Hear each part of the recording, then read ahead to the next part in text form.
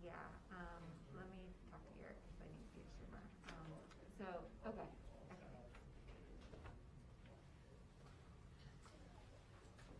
Okay, sounds good. Okay, bye.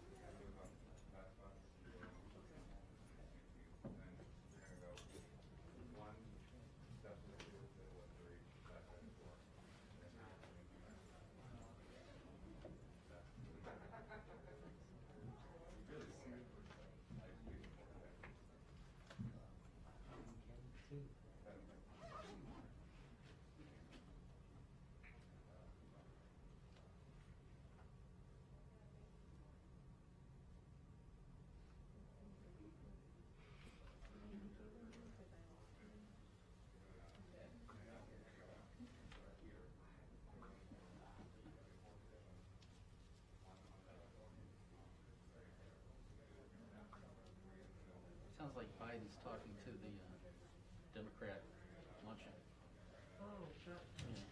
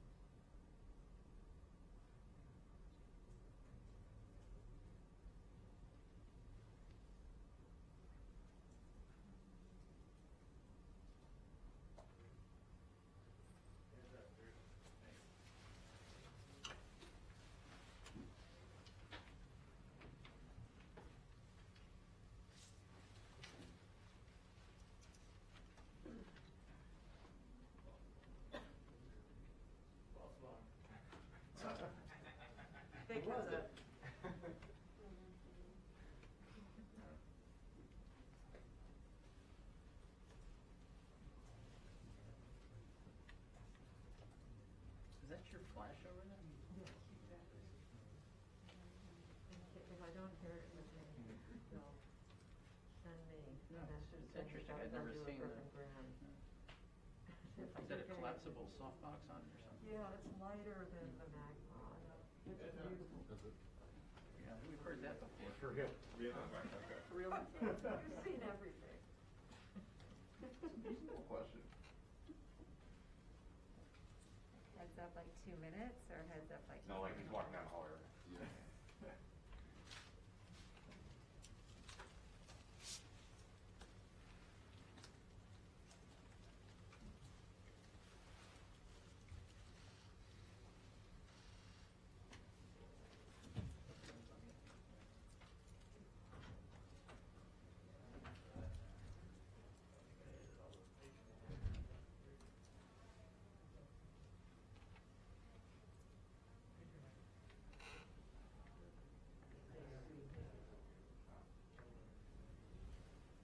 Still on his phone. I'm shocked. And then the groundhog said, All right. 1 minute. Okay. Thank you. New York minute.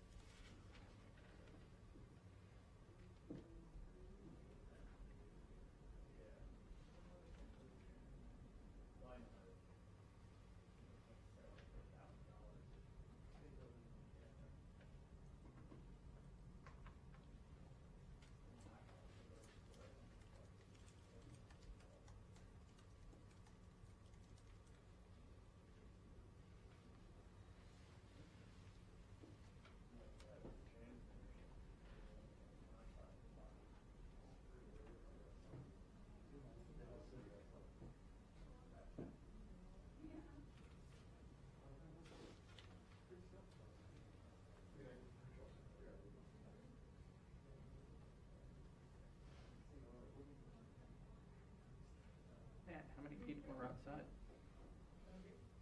Probably 10 or 11. It's out of control.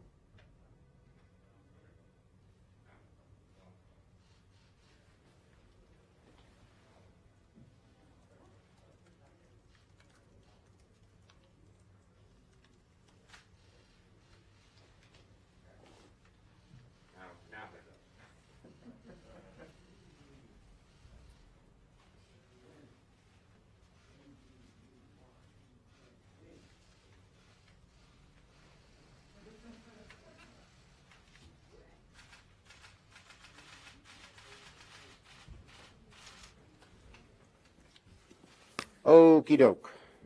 Good afternoon, everybody.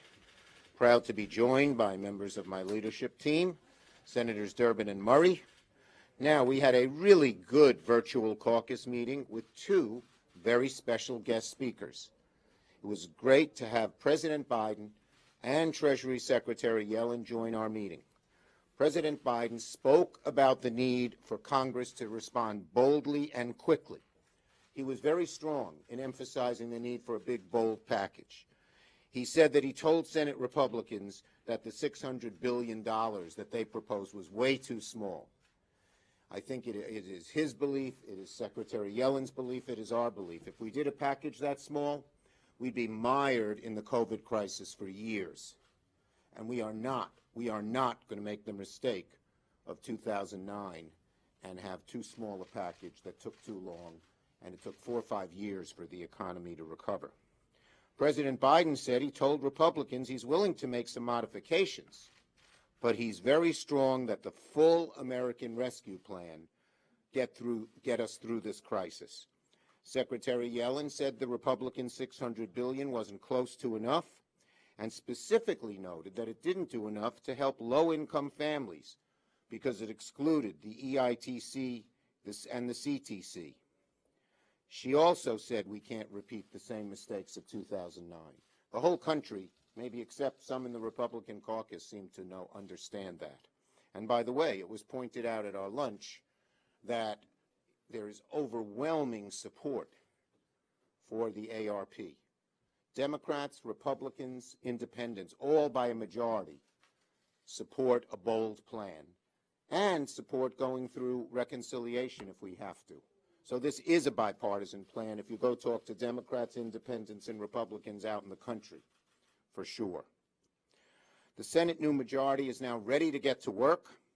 We're unified behind the goal of delivering desperately needed emergency relief to the American people. We'll begin the process this afternoon with a vote on the motion to proceed. I'm confident that will pass. And then we roll up our sleeves and get to work, taking the large numbers that are in the budget plan and crafting them. We share President Biden's desire to advance this legislation in a bipartisan way, but the work must move forward. We are not going to dilute, dither, or delay, because the needs of the American people are just too great. Time is of the essence to address this crisis. We are focused on the substance. That's getting emergency relief to people as we promised we would do as soon as possible.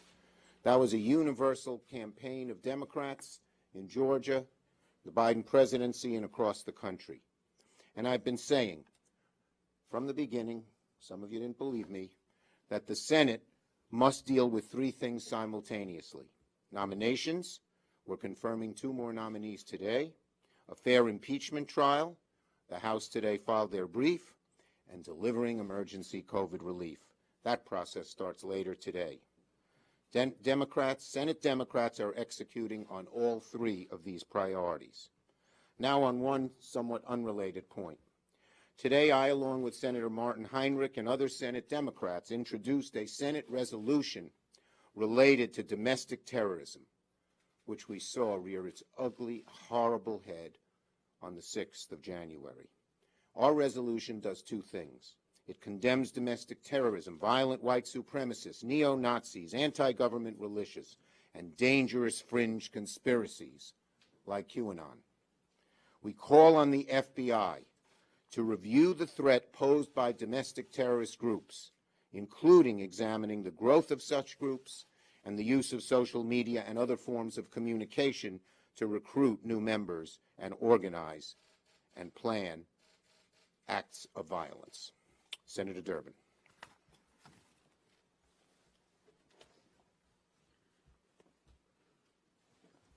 I want to thank Senator Schumer for that resolution. Happy to join it. The Senate Judiciary Committee will be holding a hearing on domestic terrorism, one of our earliest priorities as soon as we have the transition, and I actually become chairman of it. But we are planning to do that as quickly as possible. The second thing I want to say is I spoke to one of my Republican friends who was in on the White House meeting yesterday. I didn't probe him for any information and specifics, but I asked him what it was like, and he said the president was very respectful. He understood the issues as a person who had served in the Senate. He understood the process very well. He listened and gave 2 hours to the group, showing that he really valued their importance, and I do as well. I know many of the senators who were in on that meeting, and I believe many of them are meeting in good faith. I have worked with them in conversation and Zoom calls in previous months. I know they ask the right questions, important questions that need to be asked and answered. But I also know something is basic. It's as basic as a lesson learned by every parent who takes a child to the doctor. If the child is sick enough to go to the doctor's office and the doctor says, now I'm going to give you 5 days of antibiotics. Now, your child is going to start feeling better on the second day, and by the third day, you're sure they're out of the woods, but take the medicine for all 5 days, because if you don't take enough of the medicine, you'll be back again to see me with the child sick again. That's what America faces right now. What President Biden has proposed with the ARP plan is a course of medicine for our economy and for the pandemic to cure the problem. We don't want to get lulled into the feeling we're doing just fine and we can stop too soon. What President Biden has proposed is that we do enough to make sure that we finally can turn the corner on this pandemic, that we keep businesses alive and put people back to work and sustain them until they are ready to get back to work. And then fundamentally, and I think this is an element that goes with it, to bring some economic justice to our economy so that more and more people, whom we've said over and over again, are losing when it comes to income equality, have a fighting chance. One of the briefings we just completed with Secretary Yellen talks about proposals that will change the tax code that will eliminate, do I get this right, Chuck, half of child poverty in the United States in the first year. Eliminate half the child poverty in the United States. Think about that as a landmark of the earliest days of the Biden administration. And that's why it's important for us to come together, I hope with Democrats and Republicans, and pass this rescue plan in its entirety. All the medicine taken when we need it, so make sure that we can turn this economy around and get America moving in the right direction again. Thank you, Richard. And Patty. Thank you. We are in a race against this virus on just about every front. When it comes to our students, reports show compared to a typical year, the pandemic has set learning back by 1 to 3 months for white students and 3 to 5 months for students of color. Many students have lost access to critical resources like mental health services, school meals, counselors, and extracurricular activities. When it comes to working families, especially our essential workers, our already fragile child care sector is staring down mass closures and layoffs, and already 1 in 6 child care jobs have been lost, and we could lose as many as 4.5 million child care slots, making it even harder for working parents to figure out how to support their families and take care of their kids right now, especially if they do not have any paid leave benefit. And new, more contagious strains of COVID-19 are emerging in communities across the country, as we are still seeing high infection rates and losing loved ones. We need to get vaccines in arms much, much faster. These issues, learning loss, balancing work and family in a pandemic, and the lack of a comprehensive vaccination strategy from the prior administration are just a few of the many issues people face in our country today, especially communities of color who have experienced the most severe consequences by far as a result of long-standing systemic inequities. Again, Democrats are in a race against this virus because families and communities are in a race against this virus. We are in a race to get direct payments and help to people who are struggling, safely getting students back to school for in-person learning, dramatically scaling up testing and vaccination capacity so we can save lives and ultimately end this pandemic and more. That is why we are taking action this week to make sure serious, bold COVID-19 relief gets done. We welcome Republicans joining us in this effort. I know I and others will continue conversations on ways we can work together that truly help our constituents.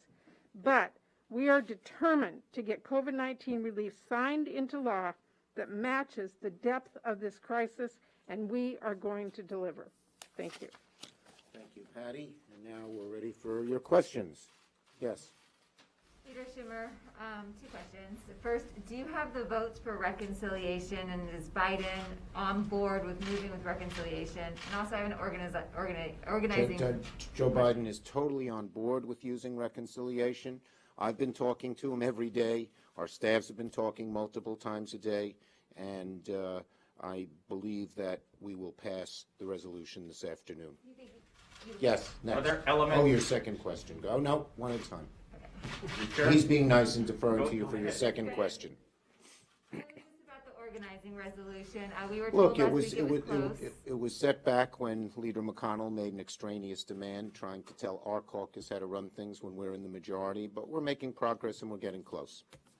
Are you confident that every element of the president's plan, including the aspect with the minimum wage, survives reconciliation? Look, there's going to be a process, as we said. We believe we have very strong support for a bold, strong plan on the level of what the president proposed. All the details are going to be worked out as we go through the committee process, and we hope Republicans will join us, but we are not going to dilute this so it doesn't help the American people get out of this crisis quickly. Leader Schumer, Senator Manchin said earlier today he would support moving forward with reconciliation, but as part of a more targeted process. Do you think that you'll have to pare down this package at all? Well, look, we're going to have amendments, but the belief of the entire caucus, I believe, is we need a big, bold, strong package. Yes. You have been crystal clear that there's going to be an impeachment trial with a verdict starting next week. My question is, though, there was a lot of conversation last week from Senator Kaine and others, seeing the writing on the wall as to the votes that maybe if he's not convicted, do a censure for the president. Are you open to that as an alternative if he's not convicted? I think the president should be tried. I hope he will vote to be convicted. Anything past that is something we can discuss, but he deserves conviction, nothing less. Yes. Some of the Republicans who met with Biden yesterday got the impression that he would ask you and Pelosi maybe to push back the reconciliation package a little bit to allow a bipartisan package on the floor. Would you be willing to put a bipartisan package Look, we're moving forward under the reconciliation. That is what President Biden wants us to do, and that is what we're doing.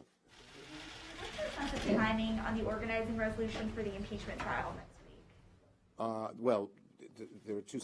The impeachment resolution on the trial, has been set back because the president keeps switching lawyers. And so, we have to negotiate. If we want to get it bipartisan, his lawyers are part of the deal. But hopefully we can move forward. We've had good discussions on that issue.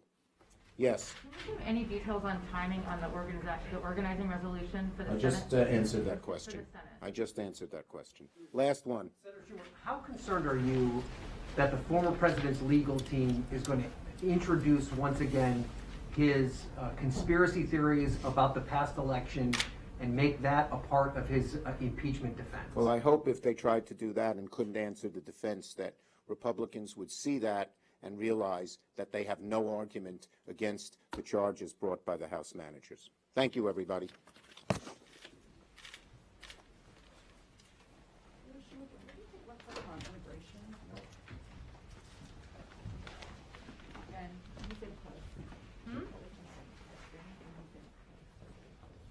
No, I know, but yeah.